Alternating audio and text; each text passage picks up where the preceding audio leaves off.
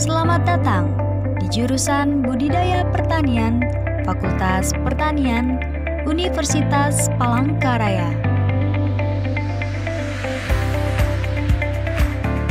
Jurusan Budidaya Pertanian itu mempunyai 3 program studi. Ya, kita kenal, yaitu yang pertama adalah program studi agroteknologi, yang kedua adalah program studi peternakan, yang ketiga adalah program studi teknologi industri pertanian. Nah, jurusan budidaya pertanian itu didirikan pada tahun 1994. Sejak itu berkembang menjadi bagus dan besar, jumlah mahasiswa banyak. Nah, pada tahun-tahun pertama memang jumlah mahasiswa tidak terlalu banyak, tetapi pada mulai tahun 2000-an jumlah mahasiswa itu banyak sekali. Di dalam perkembangannya banyak hal-hal yang kita mesti perbaiki, dan ada hal-hal juga yang sudah baik tinggal diperbaiki. Nah, program studi ini ada 3 ini mempunyai masalahnya masing-masing. Tetapi kalau kita melihat fasilitas yang dimiliki oleh BDP itu cukup bagus, yaitu ada lab untuk analisa-analisa protein, lemak, karbohidrat, ada lab-lab untuk menganalisa kegiatan-kegiatan TIP, ada lab tanah juga untuk menganalisa pH tanah, untuk menganalisa jumlah-jumlah bahan kandungan gambut. Semua ini dimiliki oleh BDP. Nah, BDP juga ditunjang oleh dosen-dosen yang berkualifikasi bagus. Ada guru besar di sini, ada 6, pengajarnya berjumlah sekitar 68 dengan kualifikasi S3 dan S2 yang cukup bagus. BDP dikenal mempunyai kekhasan, yaitu membudidayakan tanaman-tanaman yang lokal maupun yang hasil import. Semua kami lakukan penelitian-penelitian, baik bidang agronomi, peternakan, maupun teknologi industri pertanian dilakukan dan diajar oleh dosen-dosen yang mempunyai keahlian-keahlian khusus. Untuk itu ke depan diharapkan, apalagi pada masa-masa seperti ini, dan Kalteng sudah dicanangkan oleh Pak Jokowi, Presiden kita, menjadi zona food estate, maka kegiatan-kegiatan ataupun alumni-alumni BDP banyak yang bekerja di lapangan, banyak yang melakukan penelitian, banyak yang melakukan perbantuan pada kegiatan-kegiatan pengembangan food estate yang ada di Kalimantan Tengah. Nah, jurusan BDP juga selain itu mempunyai tempat pelatihan ataupun praktek magang yang ada di lapangan. Contohnya yang ada di Tanjung Taruna, yaitu pengembangan sapi potong pada lahan gambut. Nah, pengembangan sapi potong pada lahan gambut itu sudah dimulai sejak 5 tahun lalu dan sampai saat ini berkembang dengan baik. Kami membina petani peternak di sana dengan melakukan penelitian-penelitian, baik itu menggunakan hijauan pakan lokal maupun hijauan pakan yang sudah dimodifikasi untuk memberikan pertumbuhan dan pertambahan bobot badan untuk pengemukan sapi potong pada lahan gambut. Selain itu juga ada beberapa tempat penelitian atau magang.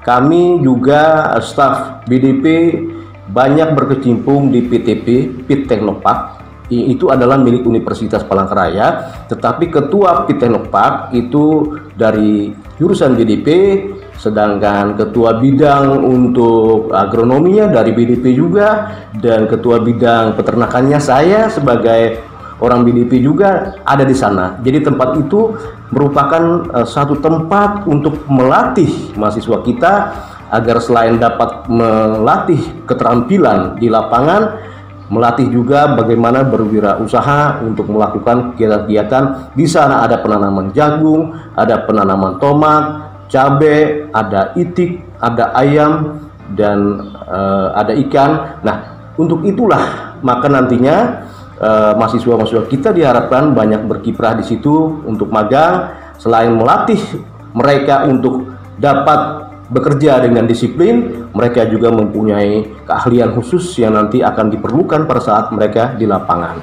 Nah, untuk itulah kita perlu melihat bahwa di masa yang akan datang, pertanian khususnya budidaya pertanian mempunyai peran yang penting.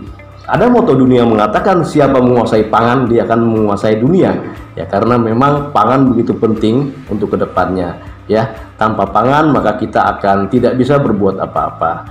Ini adalah sekjur kami, Dr. Untung Darung. Beliau adalah sekretaris jurusan budidaya pertanian, mempunyai keahlian di bidang agronomi dan klimatologi. Beliau ini mempunyai kinerja yang bagus sekali.